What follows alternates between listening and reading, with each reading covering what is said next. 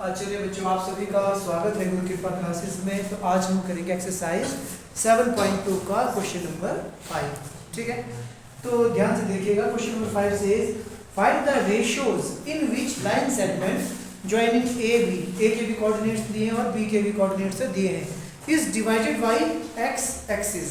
ठीक है जी। Also find the coordinates of the point of division. Question वही है, बस इसने थोड़ा सा घुमा दिया इस क्वेश्चन को। ठीक है, तो क्या बोलना चाहते हैं क्वेश्चन देखो। इसमें बोला मेरे पास दो पॉइंट्स हैं। ठीक है, पॉइंट का नाम नहीं दिया तो मैं मान लेता हूं ए बी।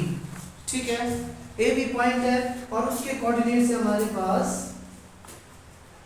1, -5 और -4, 5। ठीक है, अब इसने बोला कि इस लाइन को एक्स एक्सिस क्या करती है, कट करती है। मतलब यहाँ पे ना कोई एक पॉइंट होगा, कहाँ होगा मुझे नहीं पता। ठीक है, तो ये बोलता है कि जो भी ये पॉइंट है ना, उसके हमने क्या करने हैं, कोऑर्डिनेट्स को फाइंड करना है। बट ये लाइन या ये पॉइंट कैसा है, एक्स एक्सिस वाला, इसमें वाई के कोऑर्डिनेट्स नहीं है। तो मतलब मॉरल ऑफ द स्टोरी है कि मैंने किसकी वैल्यू फाइंड करनी है, एक्स की, सिंपल सी बात। ठीक है, अब बात आती है कि हम लोगों ने पढ़े थे 3 फार्मूले सेक्शन, मतलब सेक्शन फार्मूला वाले चैप्टर में 3 फार्मूले हमने पढ़े थे। तो अब हम लोगों ने डिसाइड करना है कि उन तीनों में से कौन सा फार्मूला लगेगा। ठीक है, जो पहला फार्मूला होता है हमारे पास, वो फार्मूला कब लगता है, जब हमारे पास m1 m2 की वैल्यू दी होगी। मतलब ये बता रहा हो ये पॉइंट जो इस लाइन को किस रेशियो में कट कर रहा हो, है ना। और तीसरा फार्मूला कब लगता है, जब मुझे पता हो कि ये जो पॉइंट P है इसको क्या कर रहा है, 2 इक्वल पार्ट्स में डिवाइड कर रहा हो, या ये क्या हो, उसका मिड पॉइंट हो, है ना। बचा कौन सा हमारे पास, फॉर्मूला नंबर 2। जब हमारे पास इसकी वैल्यू दी ना हो, किसकी, m1 m2 की, तो हम मान के चलते वो रेशियो, ये पॉइंट जो इस लाइन को किस में कट कर रहा है, k रेशियो 1 में। आगे बात समझ में, दैट्स इट। अब हम क्या करेंगे, तो सिंपली मैं लिखूंगा, तो सबसे पहले हम सिंपल अब क्या करेंगे, सीधा x कोऑर्डिनेट्स की वैल्यू को फाइंड करेंगे, है ना। अब मुझे पता है ये कोऑर्डिनेट तो क्या है उसका, x आ जाएगा, और इसमें सेक्शन फार्मूला का यूज करेंगे और उनको आपस में इक्वेट करेंगे, वैल्यू खत्म हमारे पास। आगे बात समझ में सबको। So start. तो क्या दिया था हमें, मैं लिखता हूँ गिवन दैट, या taking to given that a line segment, given that a line segment having coordinates, having points,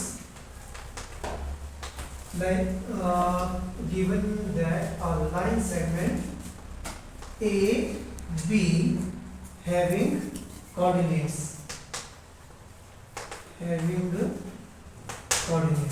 मैंने बोला कि मैंने क्या किया, एक लाइन सेगमेंट दिया है हम लोगों को ए बी, जिसके कोऑर्डिनेट्स क्या हमारे पास, ए के कोऑर्डिनेट्स है बच्चों हमारे पास 1, -5 एंड बी के कोऑर्डिनेट्स है हमारे पास -4, 5। और क्या दिया था इसने,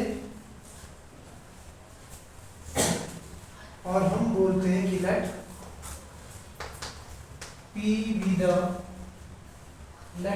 the point which divides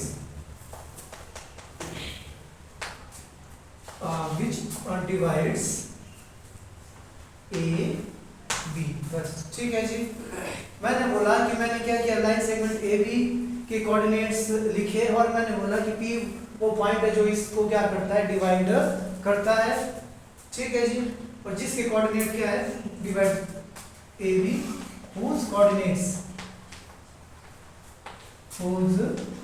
are x, 0। बस ऐसे लाइन लिख दी मैंने। अगर 3 मार्क्स में आएगा तो डायरेक्ट स्टार्ट करने के बजाय जो दिया हम लोग उसको लिख देंगे। ठीक है जी, तो ठीक है। So we will write according to the question.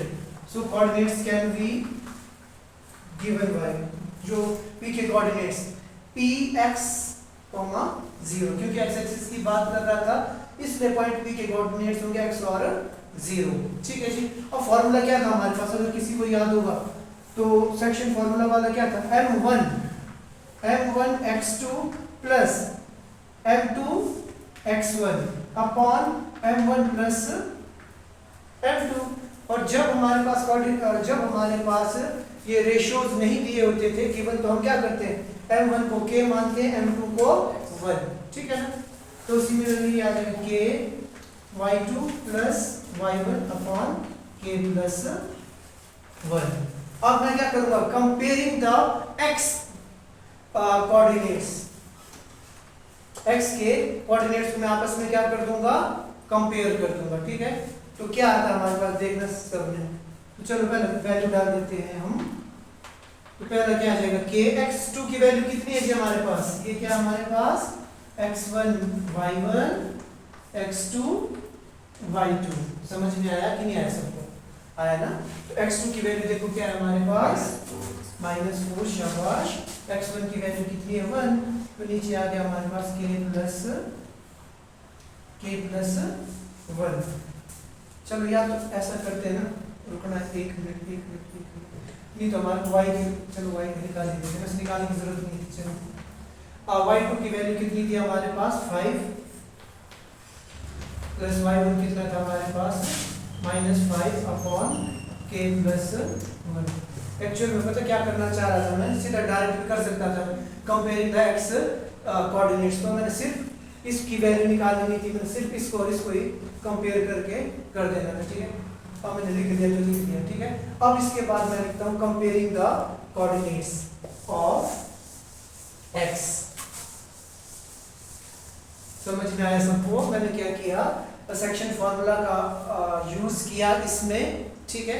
अब मुझे किसकी वैल्यू चाहिए, k की वैल्यू चाहिए ना, और ये भी किसके कोऑर्डिनेट्स दे रहा है, p के x कोऑर्डिनेट की, और ये भी किसके कोऑर्डिनेट है x के। तो इन दोनों को आपस में कंपेयर करूंगा और k की वैल्यू को फाइंड करेंगे, ठीक है। देखते हैं मतलब क्या आता है। ये नहीं, पहले या तो हम क्या करते हैं y के कोऑर्डिनेट्स को कैलकुलेट कर लेते हैं, जिससे हमारे पास k की वैल्यू आ जाएगी, इजी हो जाएगा। k पहले हम क्या करते हैं y कोऑर्डिनेट्स को करते हैं, comparing y coordinates of point P। समझ में आया। पहले मैंने सोचा कि डायरेक्ट में क्या कर दूं, x का कोऑर्डिनेट्स को कंपेयर कर दूं, ठीक है। फिर ध्यान आया मेरे कि यहाँ पे तो क्या आ जाएगा मेरे पास, x की वैल्यू आ जाएगी, कंपेयर करूंगा ना k और इन टर्म्स ऑफ x आ जाएगा, ठीक है। तो अब मैं सोच रहा हूँ कि मैं क्या करूँ, पहले y के कोऑर्डिनेट्स को कंपेयर कर दूं, यहाँ पे 0 है ना, तो मेरे पास k की वैल्यू निकल जाएगी, ठीक है। उसके बाद मैं क्या करूँगा, x के कोऑर्डिनेट्स को कंपेयर करूँगा, तो k की जगह में k की वैल्यू को डाल दूंगा और फिर मेरे पास x की वैल्यू आएगी। समझ में आया, ठीक है। तो y के कोऑर्डिनेट्स कंपेयर किए तो क्या आ जाएगा मेरे पास 0 इज इक्वल टू, ये आ गया हमारे पास 5k minus 5 upon k plus 1, ठीक है जी। आपस में क्या किया मैंने, इनको क्रॉस मल्टीप्लाई, 0 के साथ जो भी मल्टीप्लाई हो गया खत्म। तो यहाँ पे आ गया मेरे पास 0 is equal to 5k minus 5, ठीक है। तो फाइनली हमारे पास क्या आ जाएगा -5k। इस 5k को मैं इधर लेके आ गया, पॉजिटिव का नेगेटिव हो गया, -5 का -5, माइनस से माइनस कैंसिल, तो k की वैल्यू कितनी आ गई जी हमारे पास 1। समझ में आया कि नहीं आया? Yes sir. पता लगा? अगेन रिपीट कर रहा हूँ, मैंने बोला सबसे पहले मैंने क्या किया, सेक्शन फॉर्मूला का यूज किया और p के x और y कोऑर्डिनेट्स को फाइंड करने की कोशिश की, ठीक है। अब उसके बाद मैंने क्या किया, सबसे पहले y कोऑर्डिनेट्स को की वैल्यू को फाइंड किया, ठीक है। पहले मैंने बोला था ना डायरेक्ट हम x का ही कर लेंगे, बट x का निकालेंगे ना तो x फंसेगा हमारे पास, in terms of k answer आता, ठीक है। इसलिए उस प्रॉब्लम को दूर करने के लिए मैंने पहले y कोऑर्डिनेट्स के साथ कंपेयर किया, मेरे पास k की वैल्यू आ गई। अब मैं क्या करूंगा, x कोऑर्डिनेट को कंपेयर करूंगा, ठीक है। सो वी विल गेट, देखते हैं बोला, तो अब मैं लिखूंगा comparing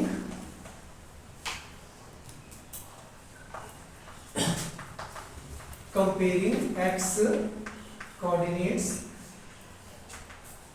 x coordinates of point P, ठीक है जी।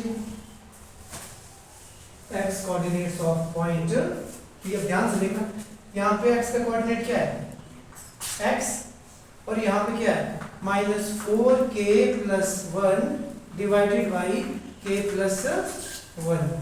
समझ में आया कि नहीं आया? आ गया सबको? पता लगा ना? मैंने कुछ नहीं किया, जो x के कोऑर्डिनेट्स थे फॉर्मूले से आए हुए उसको लिखा और यहाँ पे x को लिखा। अब यहाँ पे क्या करूंगा मैं, k की जगह k की वैल्यू को पुट करूंगा। अगर मैं x से करता ना तो आंसर हमारे पास k की फॉर्म में आना था, आंसर नहीं आना था। इसलिए पहले मैंने क्या किया, y के कोऑर्डिनेट्स को फाइंड किया। तो मैं लिख देता हूं put the value of k in equation number 1 equation number 1। so we will get x equals to -4 multiplied by 1 plus 1 plus 1, so answer should be -4 plus 1 -3/2, that's it। जो हमारे पास x के कोऑर्डिनेट्स थे, x की value find करनी थी, वो कितनी है -3/2, that's it। इतना सा काम था। therefore x कोऑर्डिनेट्स की वैल्यू आ गई हमारे पास -3/2, इतना सा काम करना था। चलिए जी क्वेश्चन नंबर 6 देखते हैं हम लोग क्या बोलते हैं, ध्यान से सुनना सबने। इफ, अब वैल्यू दिए, are the vertices of the parallelogram taken in order, find the value of x and y। अब की बात देखो, अभी तक हमारे पास क्या थी, नॉर्मल एक लाइन दी होती थी, ठीक है बच्चों, बट अब की बार इसने क्या दिया हम लोगों को, एक पैरेललोग्राम दिया है, ठीक है ना। Parallelogram is a quadrilateral whose opposite sides are equal and opposite angles are equal, ठीक है जी। तो मान के चलते हैं ये हो गया A B C D, अच्छा जी। और अब क्या बोलता है, और दूसरी बात क्या होती है पैरेललोग्राम की खास बात, their diagonals bisect each other, उसके डायगोनल जो है एक दूसरे को बाइसेक्ट करते हैं, मतलब यहाँ से जितना डायगोनल इधर है उतना ही इधर होगा, जितना इधर उतना ही इधर, ठीक है जी। इसको मान के चलता हूँ O, ठीक है। एक की वैल्यू कितनी दी है जी हमारे पास, कोऑर्डिनेट्स हैं 1, 2 और 4, y x, 6 एंड b के कोऑर्डिनेट्स हैं बच्चों हमारे पास 3, 5। देखो अभी बड़ा इंटरेस्टिंग सा क्वेश्चन आ गया। He says find the value of x y की वैल्यू फाइंड करनी है। हाँ जी बेटा, ठीक है, समझ में आया। हमारे पास क्या है, पैरेललोग्राम दे रखी है, उसके 4 पॉइंट्स दिए और उसके कोऑर्डिनेट्स दिए, ठीक है, इंपॉर्टेंट क्वेश्चन है। और ये बोलता है कि भाई हमने क्या करना है, x और y की वैल्यू को फाइंड करना है। अब देखो, अब इसमें कौन सा फॉर्मूला यूज हो सकता है, अब इसमें रेशो की बात भी नहीं की है, इसने नहीं की है ना, तो मुझे लग रहा है कि भाई क्यों ना, मैंने बोला था कि अगर एक लाइन बिल्कुल सीधी हो, उसके बीचों बीच अगर मेरे को किसी तरीके से उसके मिड पॉइंट का पता लग जाए, then we will use midpoint formula, ठीक है बच्चों। तो हम क्या करेंगे, इसमें मिड पॉइंट फार्मूले का यूज करेंगे। क्यों, अभी मैंने बोला था कि the diagonals of parallelogram bisect each other मतलब वो यहाँ से लेके यहाँ तक क्या होते हैं, बराबर 2 भागों में बंटते हैं। तो इसका मतलब AC का मिड पॉइंट क्या होगा, O, B का मिड पॉइंट क्या होगा, O, दोनों का मिड पॉइंट क्या होगा, सेम। तो हम उनको आपस में कंपेयर करेंगे और आंसर हमारे पास आ जाना चाहिए, ठीक है। So let us right, taking parallelogram ABCD, ठीक है, whose coordinates are, लिख दोगे आप लोग खुद, whose coordinates are 1, 2, 4, y x, 6 and 3, 5 respectively, ठीक है जी। So let क्या, since diagonals of parallelogram bisect each other,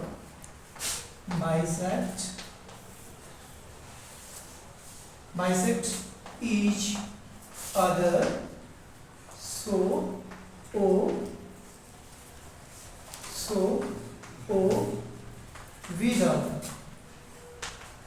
midpoint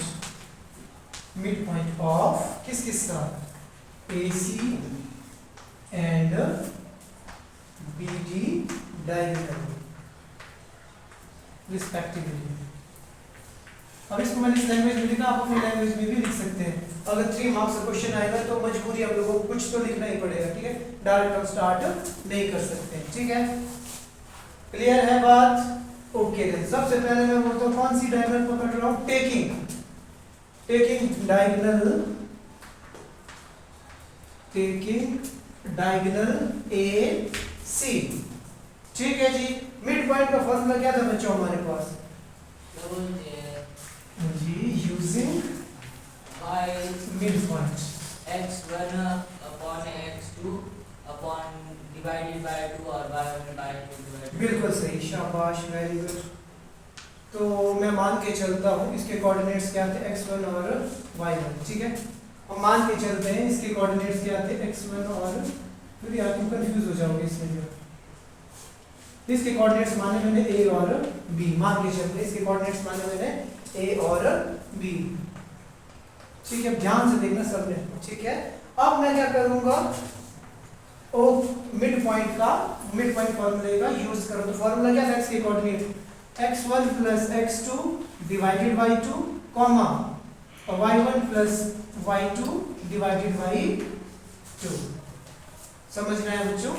अब देखो हम कौन से डायगोनल की बात कर रहा हूं मैं, ए सी, समझ में आया सबको? We are dealing with A C, ठीक है। ए सी का मतलब क्या होगा, ये x1 y1 x2 y2, समझ में आया?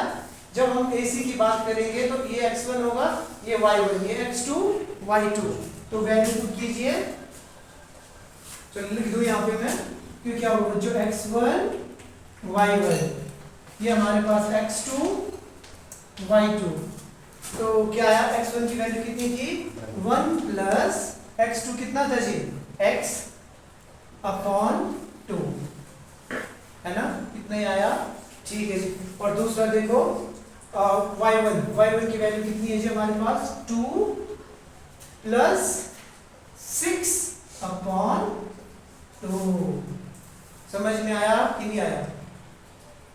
आगे बेटा मैंने क्या बोला, x1 देखो, x1 कितना है 1, x2 कितना है हमारे पास x, 1 प्लस x अपॉन 2, और जब हम y1 कितना है 2 प्लस 6 अपॉन 2, ठीक है जी। अगर मैं इसको सॉल्व करूं तो मेरे पास o के कोऑर्डिनेट्स क्या है, ध्यान से देखो सभी, ये आगे बच्चों हमारे पास 1 plus x upon 2 comma 6 plus 2 8 upon 2 is 4, ये आगे इक्वेशन नंबर 1, अब इसका ख्याल रखना है। अब मैंने देखो o के कोऑर्डिनेट्स क्या निकाल दिए हैं by using mid point theorem, x1 plus x upon 2 और 4, समझ में आया? अब मैंने क्या करना है, अब मैं करूंगा दूसरे वाले डायगोनल को पकड़ूंगा, दोबारा o के कोऑर्डिनेट्स निकालूंगा और उनको आपस में कंपेयर करूंगा,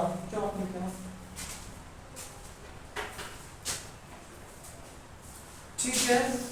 चलो मैं कोशिश करता हूँ इसको नाम मिटा के ऊपर करते हैं जरा,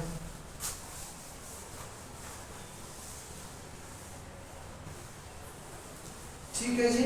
अब मैंने क्या करना है बच्चों, अब की बार मैंने कौन सी डायगोनल को पकड़ना है, बी डी, ठीक है, पता लग रहा है सबको थोड़ा थोड़ा, ठीक है। तो अब अगली बार हम करेंगे टेकिंग डायगोनल बी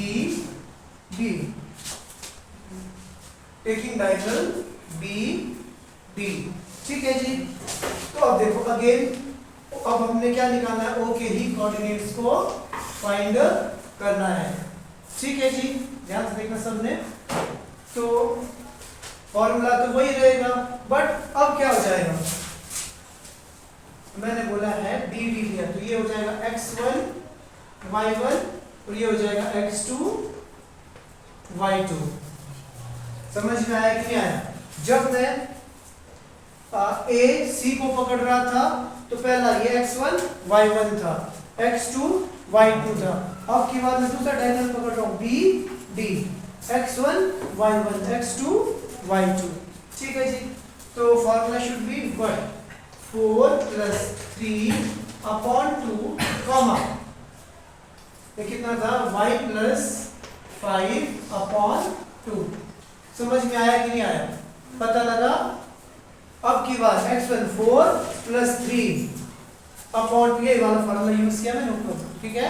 उसके बाद y के लिए y + 5 अपॉन 2, इसको दे देता हूं इक्वेशन नंबर 2। अब ध्यान से देखो, ओ ए बी, ओ के कोऑर्डिनेट्स ए बी, ओ के कोऑर्डिनेट्स ए बी।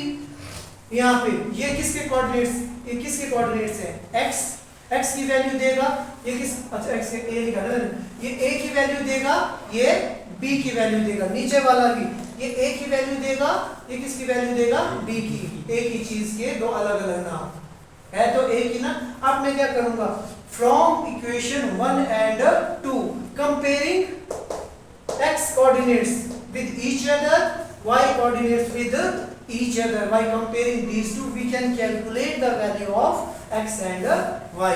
अब मैं क्या करूंगा, इस वाली इक्वेशन को इसके साथ कंपेयर करूंगा तो मेरे पास x की वैल्यू आ जाएगी, इसको इसके साथ करूंगा तो y की वैल्यू आ जाएगी। ठीक है जी, सो लिखिए कंपेयरिंग, लंबा क्वेश्चन है, इंपॉर्टेंट क्वेश्चन आ सकता है, comparing x and y coordinates of O। ठीक है,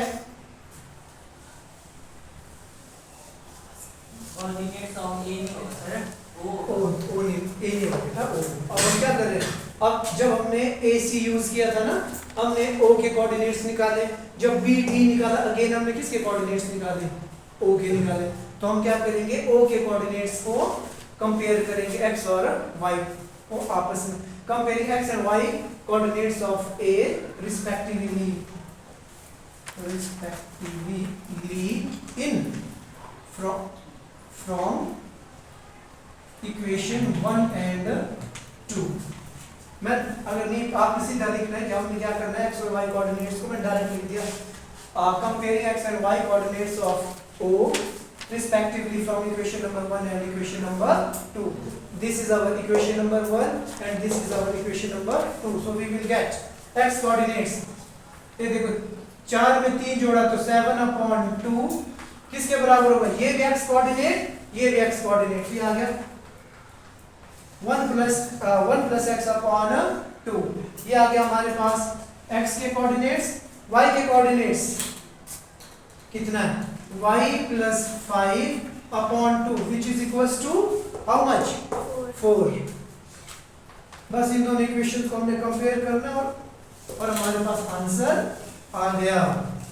तो ध्यान से देखो, इसको मैं क्या करूंगा, आपस में क्रॉस मल्टीप्लाई, तो कितना आ जाएगा 14 is equals to 2 multiply by 1 2 plus 2x, जमा कर दो इधर आके क्या हो जाएगा माइनस का, 14 में 2 गया तो कितना बच गया 12, 12 is equal to 2x। तो x की वैल्यू आ गई बच्चों हमारे पास कितनी 6। पता लगा? अब हम क्या करेंगे, अब इस वाली इक्वेशन को भी कंपेयर कर देंगे, तो y + 5 = 8 + 5 उधर जाएगा तो क्या बन जाएगा -5, तो आंसर बच गया हमारे पास 3। तो हमें क्या फाइंड करनी थी, x और y की value. So we will write therefore x is equal to 6 and y is equals to 3। यही हमें कैलकुलेट करना था, मोस्ट इंपॉर्टेंट वन। अगर बड़ा